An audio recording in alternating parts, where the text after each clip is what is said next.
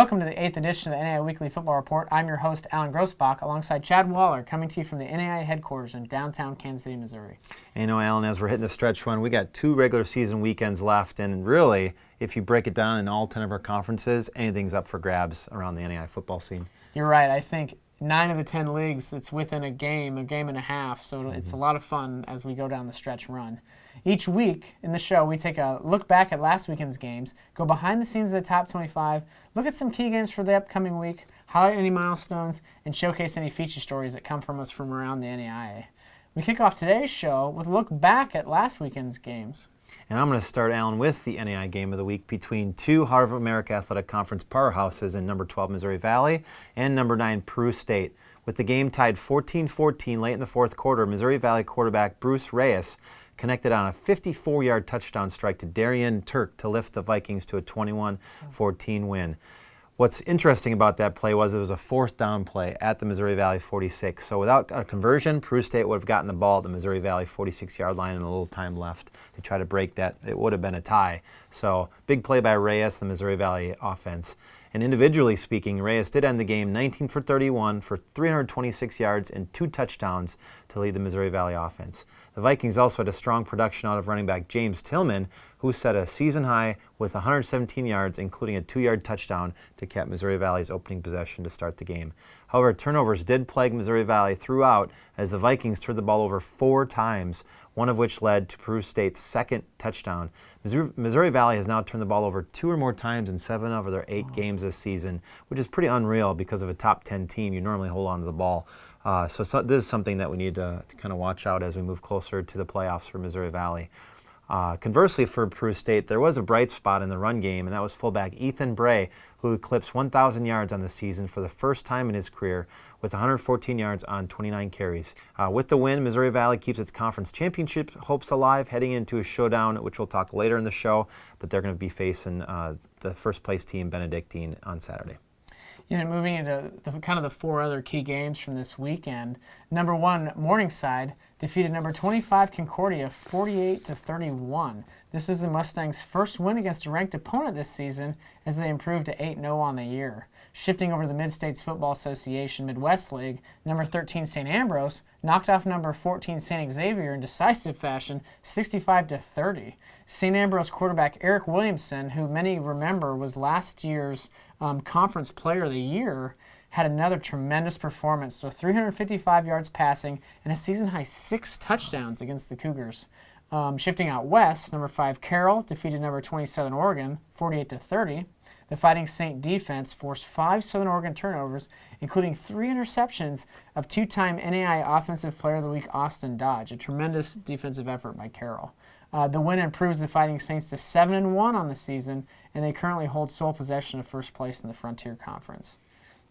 And lastly, one of the biggest upsets of the weekend happened when unranked Bethany upended number 7 Tabor 24-17.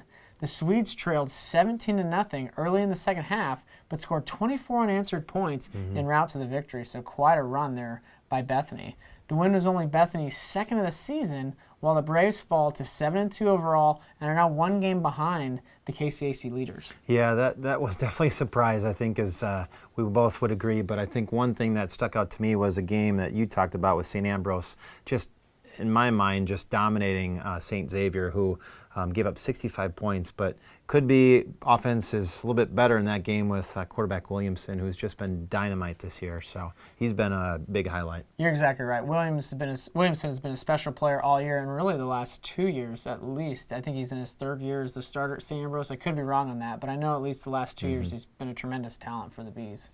Moving to this week's top 25 and starting off with the group 16-25. The only newcomer in the entire poll this week was number 24, Robert Morris. The Eagles had a bye this past weekend, but if you remember 2 weeks ago, they knocked off then number 4, St. Francis, and that's really what propelled them to their first ranking since September 30th. Robert Morris replaced Concordia, Nebraska, who reached as high as number 14 after starting the year 6-0, but they've lost 3 straight and causing them to fall out of the poll. Number 22, Bacone, out of the Central States Football League, moved up 2 spots this week, inching ever closer to that coveted top 20 spot that's needed to earn a berth in the football championship series. Bacone is home in its biggest game to date as they host Langston, who is currently tied with the Warriors for first place in the CSFL. And lastly, a notable decline within that grouping is number 23, St. Xavier. The Cougars fell, as we mentioned, to St. Ambrose this last weekend, and that dropped them pretty handily in the poll. And a big note on that is they started the year at number 4 in the preseason top 25. They might not make the playoffs because of that drop, because of that top 20 threshold. Yeah, they dropped 9 spots in that big loss to St. Ambrose, and you're right. Serious jeopardy of not being within the top 20 that we've talked about, and they're almost falling out of the conference race, but they're not even in the top 20 anymore, so serious jeopardy. Now I'm going to turn our attention to teams ranked 6 through 15 in this week's coaches poll. And Tabor, who was the victim of one of the biggest upsets this past Saturday, fell 7 spots to number 14. And now also we talked about Missouri Valley in that big win. They improved 2 spots and got back within the top 10 after that 21-14 victory in the NAIA game of the week over Peru State. Number 12, Faulkner, was one of the best improvements among all groups this week in the poll, and they enjoy their highest ranking of the season. The Eagles are riding a 4-game win streak after their 66-14 bombing of Belhaven this past weekend. And what's crazy is they, in their 4-game winning streak, own a 41-plus scoring margin during their last 4 games. So quite the scoring outburst by Faulkner and the Eagles. Yeah, and one thing about Faulkner is, as some people may have forgotten because he didn't have quite as a year as he did the previous, is they're led by quarterback Josh Hollingsworth. And I believe it was 2 years ago he set the NAIA record for either passing yards or total offense. It might have been both, for throwing for something around 700 yards in a single game against Union, Kentucky. So a very special player. I think of him as an Austin Dodge style player that if you let him sling the ball, he's going to put up yards and he's going to score points. It should be a fun team to watch as we wrap up the rest of the year. And moving into the top 5 now, as expected, they remain the same for the 3rd time in the last 4 polls. Morningside out of Sioux City, Iowa, continues to dominate the top 25 with their 9th straight number 1 ranking. This is the 8th consecutive time the Mustangs have been the unanimous pick. Up next for Morningside is number 19 Northwestern, arguably their toughest test of the season, and that's on Saturday. The Mustangs have wrapped up at least a share of the GPAC regular season title and can claim the outright title with a win in that contest. 3 of the other 4 top-ranked teams continue to be unbeaten along with Morningside, who's at 8-0. Number 2, Cumberland's, they're 8-0. Number 3, Grandview is 9-0. And number 4, Benedictine is 9-0. Rounding out the remainder of the top 5 is Carroll for another week, and they are currently at 7-1 in the Frontier Conference and hold a 1-game lead over the 2 second-place teams. Yep, and now I'm going to kind of break down our conference races, the 10 leagues out there that we've got 2 regular season games left, and I'm going to start with the Central States Football League. And we've got 2 teams right now, Bacone and Langston, tied atop the conference standings with 3-0 records. And really it'll come down to this weekend when both those teams play each other as Bacone hosts Langston. And a key note about this league is that Bacone is ranked just outside the top 20, like we just mentioned earlier, and need to climb 2 places to get within the top 20 to qualify for that automatic berth. So we'll see if the Central States Football League is going to have a representative, but they've got to have at least one of their teams inside the top 20. Yeah, one important thing to think about for that league as a whole is if Langston wins that game, it likely knocks Bacone down at least a few spots, if not completely out of the top 25, almost eliminating a chance for one of our more historic leagues to get a representative in our football championship series. As some of you may or may not remember, last year we didn't have a CSFL just because they had to be within the independents because not enough programs, but we've had a few new teams come online, and it would be unfortunate for a league like that to not be represented in the championship series. Yep, and we had a historic, I believe in the 90s, Northwestern Oklahoma State. They're not an NAIA member anymore, but they won at least one national title back in the early 90s, I believe. And like you said, just kind of speaking on the history of that strong conference, we'll have to see how it shakes out. But you're right. If Langston does win, that could put serious jeopardy to anyone from that league getting in. Correct.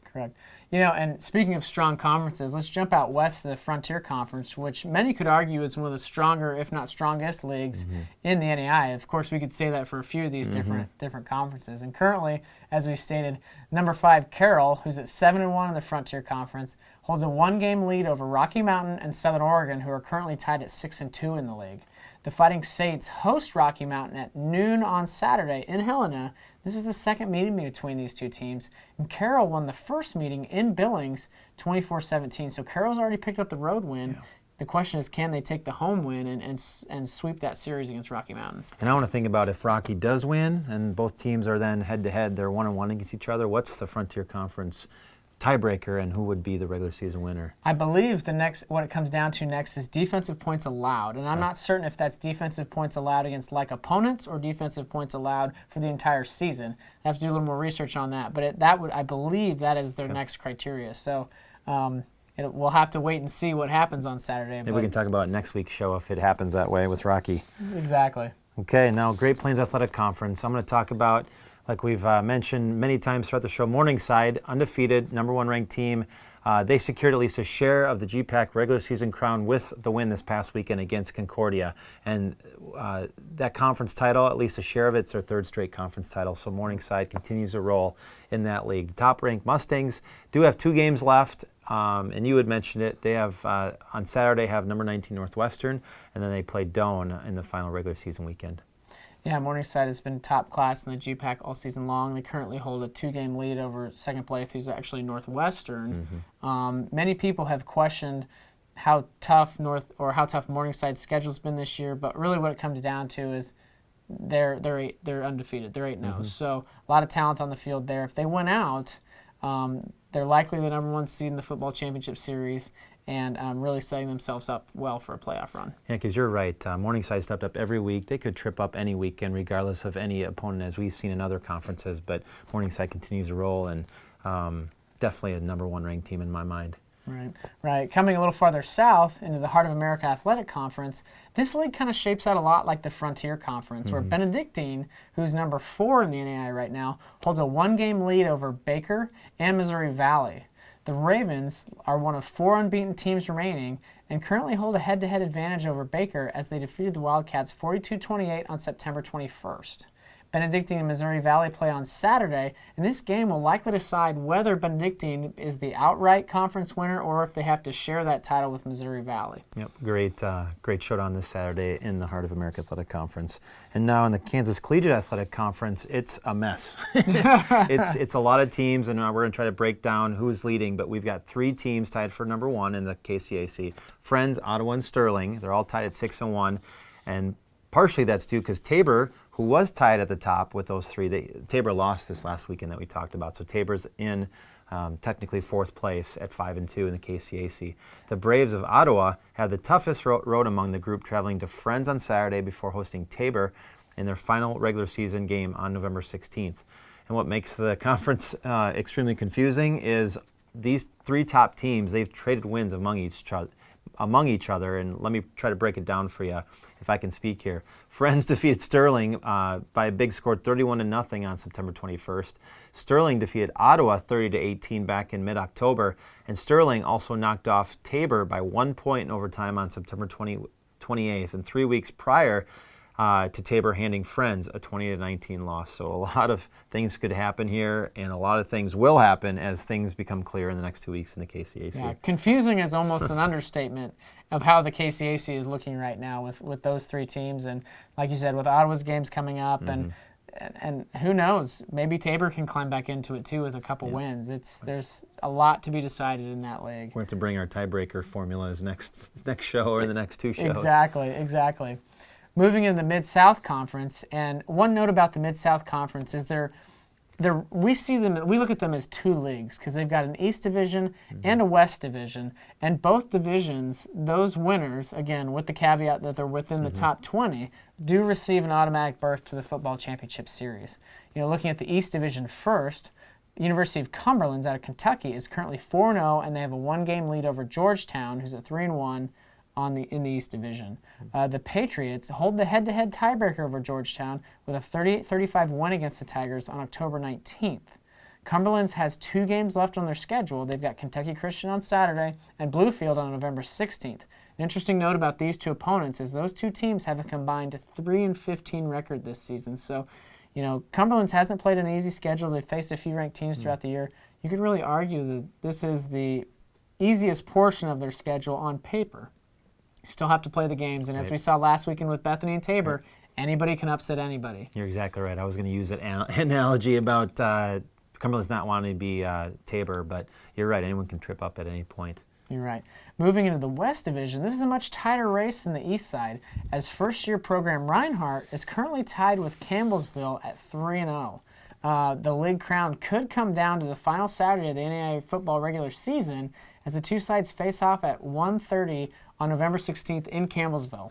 Now keep in mind, to receive the automatic berth, and we've touched on this a few times, you have to be ranked within the top 20. Currently Reinhardt is, but if they lose, if say both teams win this next weekend and they lose that game to Campbellsville, so then get jumped by Campbellsville, that league could lose an automatic spot because Campbellsville currently is not ranked within the top 25, let alone the top 20. So we could have two leagues that aren't represented, hypothetically, in the playoff championship series. Potentially, depending on how these next few weeks play out. Okay.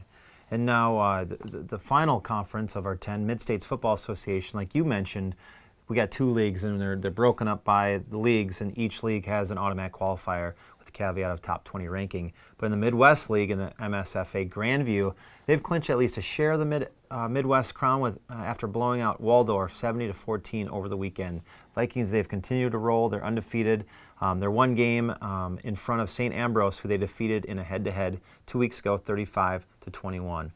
You know, an interesting note about Grandview, their final game is this coming weekend. Yeah. So they win this weekend, they secure the outright title for the Midwest League, and they get themselves in the playoffs. And I know last year they were one of the first teams out, so they really entered this season kind of looking for respect, and we see some of their fans really calling for it on social media, or at least early in the season when they were slowly climbing the pole.